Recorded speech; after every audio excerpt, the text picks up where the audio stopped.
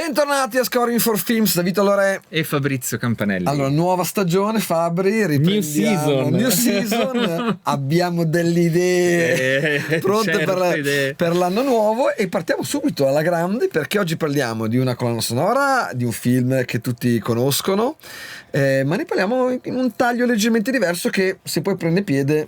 Sì, no? Perché andiamo alla ricerca non del Sacro Graal, non della pentola magica alla fine dell'arcobaleno, ma di quello che è nascosto in mezzo a tutti questi movimenti di voci, di cose. Detto in altra maniera, noi ovviamente quando sentiamo un tema siamo ovviamente concentrati sulla melodia ovviamente. Ma cosa c'è sotto la melodia? Oggi vi facciamo sentire esattamente cosa fanno anche le altre parti, gli altri strumenti e non solo quelli che propongono la melodia. Il film di cui parliamo oggi è Home Alone e Fabri, forse tu sai che all'inferno c'è un girone specifico per quelli che di lavoro traducono i titoli dei film americani, soprattutto italiani. Gli italiani sono brillanti. Quindi da Home Alone siamo andati a Mamma, ho perso l'aereo e vabbè, insomma, è andata così. È andata così.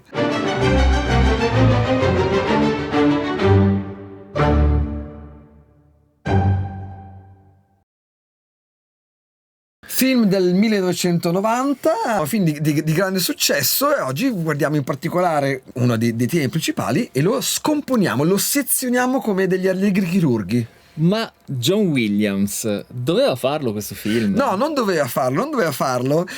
La cosa bella è che se tu cerchi un po' su internet dice trovi che lui non era la prima scelta, che è una cosa che fa ridere solo a dirla. In realtà è non era la prima scelta, forse per pudore. Esatto, perché il regista in realtà non ci aveva neanche pensato, ha detto figurati se gli vado a proporre a John Williams una cosa che mi riderà in faccia. E invece Johnny non solo non ha riso in faccia, ma gli ha scritto una gran bella colonna sonora che, al dispetto di tutto ciò che i produttori e il regista potessero minimamente sognare, fu candidata agli Oscar. Sì, una delle 56-57 candidature di Williams che lui per primo non si aspettava, perché comunque nessuno aveva puntato su questo film. Ora comunque se dopo 35 anni ancora ne parliamo e lo ascoltiamo, qualcosa di buono c'è stato. Comunque il frammento, perché adesso andiamo a analizzare nello specifico un frammento, fa parte di un brano che si chiama The House, che ovviamente racconta il gioco, il movimento che ha il bambino nella casa, ovviamente da solo, e poi sappiamo tutti che arriveranno i ladri e scoppierà un po' di ferie con Joe Pesci stellare.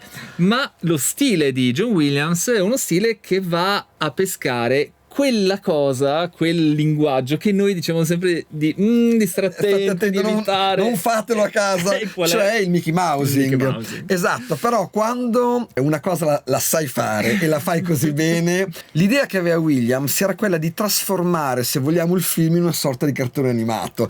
Perché? Perché comunque ci sono tante cose anche surreali, anche grottesche, quello che si chiama lo slapstick, no? Cioè, se quando ti arriva un ferro da stiro in faccia e ne esci solo con le stelle che girano, quelle slapstick, quindi come dire una fase un po' grottesca, un po' leggera, anche comica, e quindi in questo senso ci stava la scena paragonabile a Will Coyote che cade e puff e fa la nuvoletta, ecco, che cade dalle cratere, insomma. Ecco. Però quando un grande monumento come John Williams affronta questa declinazione cartunistica quasi, no? Assolutamente. Lo fa con un'eleganza che è clamorosa e lo fa con una dinamica interna nelle voci che adesso creano, lo sentiamo, insomma, che è l'oggetto di quello che andremo a vedere. Sì, anche perché alla fine se la colonna sonora fosse stata solo Mickey Mousing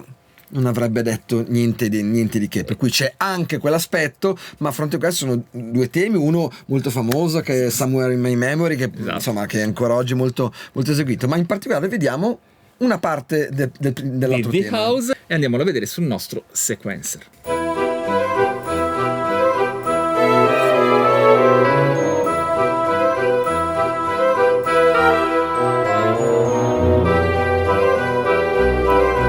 Tutti lo riconosciamo naturalmente.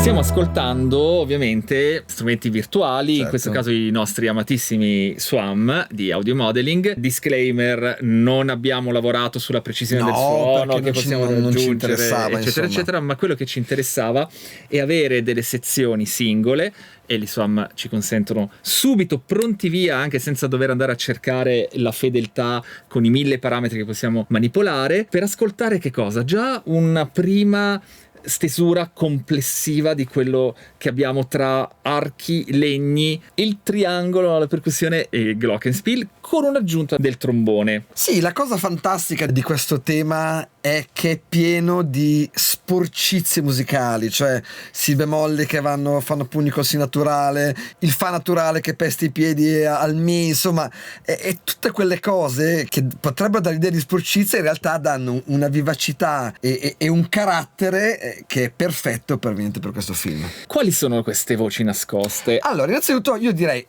abbiamo il tema principale. Vogliamo far sentire una volta il tema da solo? Esattamente.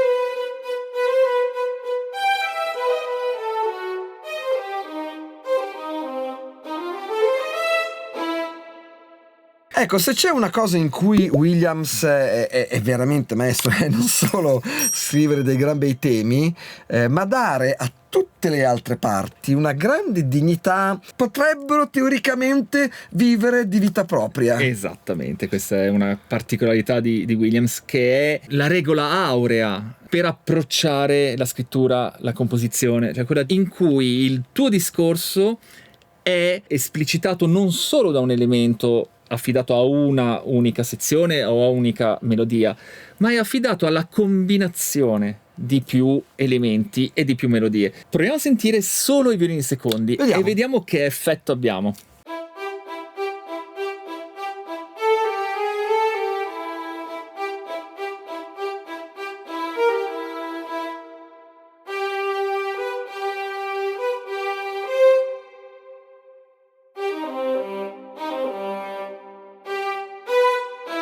Cosa abbiamo in questa linea?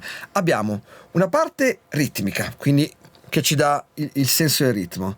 Abbiamo un accompagnamento che è anche un accompagnamento armonico, quindi che ci dice in che tonalità siamo e così via. E ogni tanto avete visto invece che viene raddoppiata la linea del canto, la linea della melodia. Per cui una buona parte interna dovrebbe avere queste tre caratteristiche: dare il ritmo, dare l'armonia, ma ogni tanto entrare anche nelle pieghe della melodia. La cosa interessante è adesso provare a sentire tutte e due le linee insieme dei violini.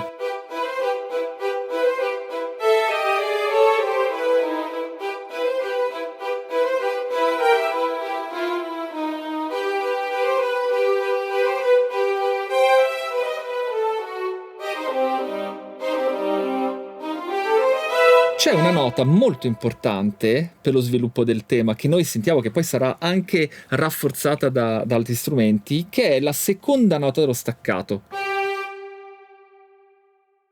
Questa alternanza che noi non avevamo con solo il violino primo, risentiamo solo il violino primo, faceva così. Mentre noi abbiamo nel nostro cervello non rimaniamo lì, e questo effetto acustico ci viene dato dal bicordo risultante dalle due voci, no? Quindi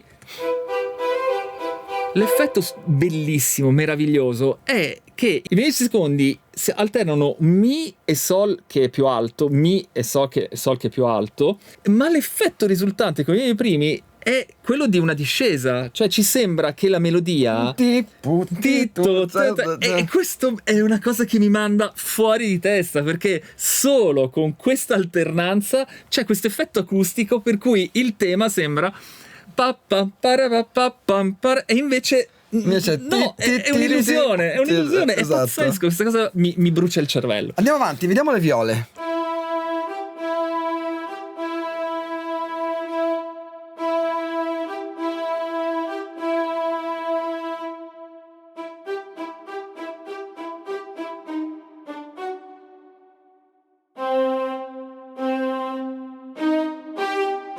Ecco, qui sulle viole ovviamente ha indugiato meno sulla fase ritmica, ha preferito invece usare delle note tenute che ci danno quel collante, esattamente, perché ovviamente su qualcosa di molto staccato, un qualcosa che riesca appunto a mettere insieme il tutto, è usato il termine preciso, collante, è fatto esattamente dalle viole. Poi è la viola, no? La linea della viola è proprio, a mio avviso, quella più nascosta di tutte, ma sì, che se togli... Spesso è quella come dire, meno gloriosa, meno riconosciuta, ma prova a toglierla. Sì. Sentiamo insieme.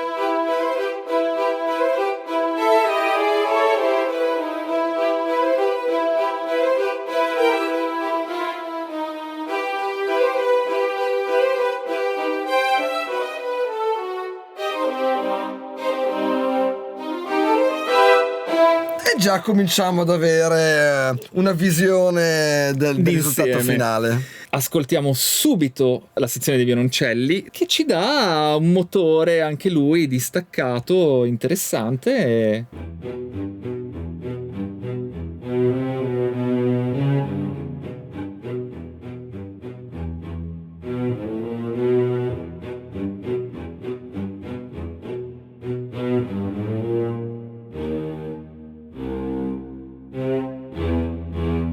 Sì, qui parte con questa basso albertino, si chiama quella pum pa pa pa pu pa pa pa. Dopodiché anche qui vedi che però in certi punti lascia la parte di mero accompagnamento e si inserisce, si insinua e vuole dire la sua anche su qualcosa di tematico. Proviamo a sentire questa linea con solo i violini primi.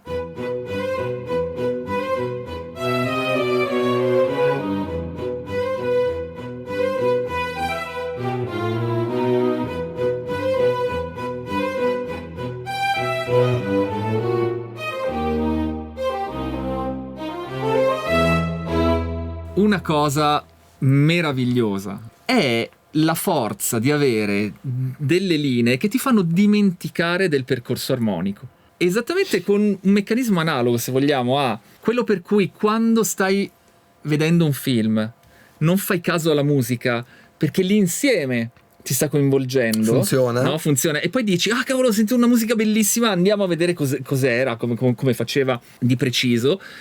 Allo stesso modo, questo trattare la composizione attraverso una costruzione di voci fa sì che la dinamica di queste voci non ti faccia concentrare sul singolo movimento degli accordi, che ci sono sottostanti, ma vengono toccati velocemente, cambiano.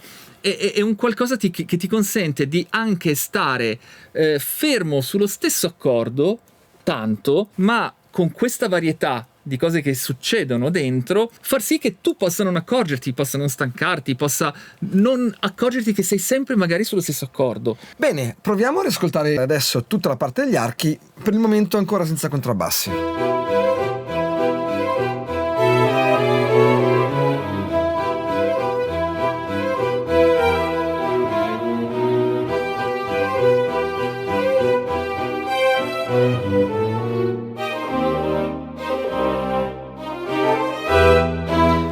Ora vediamo i contrabbassi che hanno una parte abbastanza ridotta, nella prima parte proprio non suonano in realtà, ma ovviamente anche loro vogliono dire la loro. Il contrabbasso anche John Williams spesso è in controtempo, spesso gli accenti sono spostati, lo muove tantissimo. L'abbiamo visto in tanti altri video la bravura di Williams, proprio nel famore soprattutto i bassi, che non sono mai banali, non sono mai buttati lì tanto perché dobbiamo consegnare, diamoci una mossa, ecco. Perché qui non li vediamo dall'inizio i contrabbassi? Secondo me perché li dobbiamo sentire poi quando entrano. Perché quando entrano ce ne accorgiamo. E perché non c'è tutto questo bisogno, per come ha costruito le voci finora, di avere quel pavimento prima. Infatti, se ascoltiamo...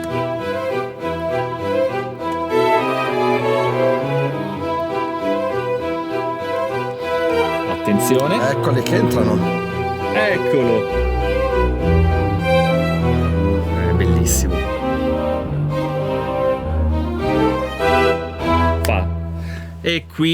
E qui già vediamo come lui entra con tre note a scendere, no? Un parova, no? queste qua le ascoltiamole da sole. Entra così, capito? Che contrabbase. Uno direbbe, vabbè, entro, bam, no, e poi pam pam, bellissimo, ragazzi. E adesso a questo punto noi abbiamo tutti gli elementi per la nostra ricetta, cioè questo pezzo così com'è è completo, diciamo così, gli archi fanno tutto quello che ci serve. Però andiamo a sentire anche in quale maniera è stato reso ancora più interessante, no? Perché noi siamo in ambito natalizio. Vuoi non sentire i nostri amati campanellini oppure i triangoli, certo, o qualcosa? Ecco, in questo caso cosa ci ha dato? Ci ha dato Johnny il triangolo e il glockenspiel. Sì, poi non in questo pezzo, ma adesso la colonna sonora sento spesso anche i sonagli che sono proprio tipici del Natale, insomma. Certo. Sentiamo solo il glockenspiel.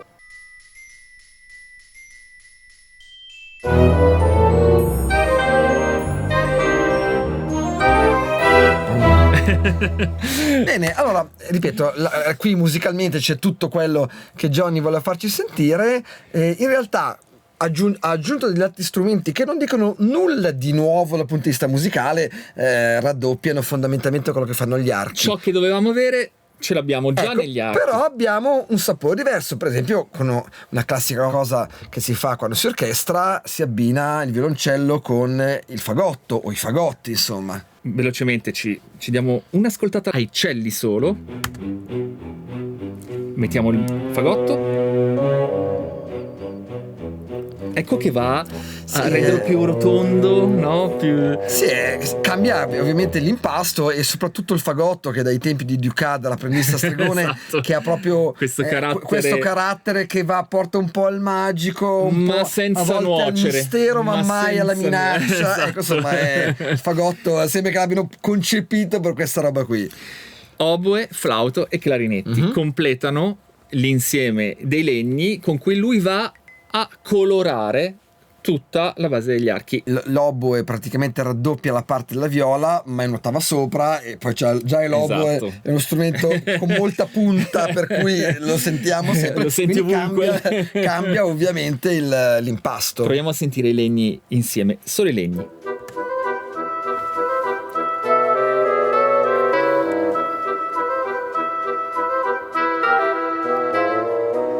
In giallo i flauti, in viola il fagotto, in rosso il clarinetto, in giallino aranciolino l'oboe. È arrivato il momento, direi, di ascoltare tutto insieme. Dai. Pronto?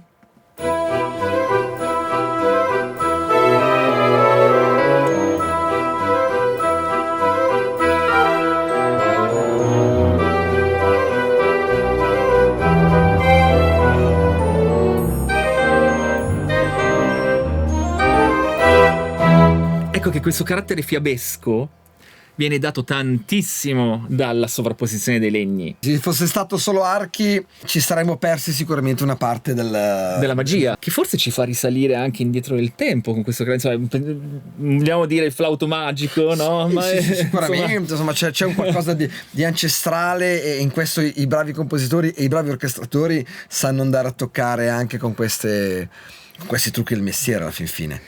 Bene, scriveteci nei commenti se vi è piaciuto questo esperimento che abbiamo fatto di analisi, perché se vi piace, ovviamente ci sono tanti film, tante score. Sono tanti score che potremmo analizzare da questo punto di vista, per cui scrivete nei commenti quello che ne pensate. Se non avete ancora fatto, iscrivetevi al canale, siamo nella nuova stagione, quindi dovete iscrivervi al canale e giocate tanto con l'intreccio delle voci per creare un tema, una melodia che sia una risultante magnifica di tante cose nascoste. Ci vediamo alla prossima puntata. Ciao.